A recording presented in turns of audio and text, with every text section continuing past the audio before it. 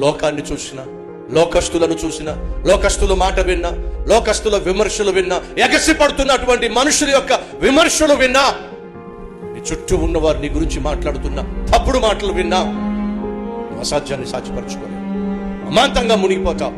ఆ రోజు ఎగసి పడుతున్న కెరటాలను చూసినప్పుడు పేతురు మునిగిపోబోయాడండి. అలా మునిగిపోతున్నప్పుడు ఏమన్నాడు తెలుసా? ప్రభువా, ప్రభువా. అల్ప విశ్వాసి ఏమన్నాడు? అల్ప విశ్వాసి. ఎప్పుడు నువ్వు భయపడతావు తెలుసా? సహోదరు వింటున్నావా? సహోదరుడు వింటున్నావా? ఎప్పుడు నువ్వు భయపడతావు తెలుసా?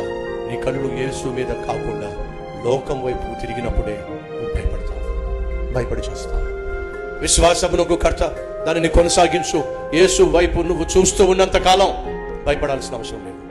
నీ కళ్ళు యేసు మీద ఉన్నంత కాలం భయపడాల్సిన అవసరం లేదు. నీ విశ్వాసము యేసు మీద ఉన్నంత కాలం భయపడాల్సిన అవసరం లేదు.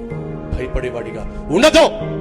అలా ఉండకుండా ఉండాలంటే నువ్వు చూడాల్సింది ఎగసి పడుతున్న కెరటాలను కాదు, కెరటాల మీద నడిపించగలిగిన యేసు వైపే నువ్వు చూడు. అసాధ్యాన్ని సాధ్యపరుచుకుంటావు.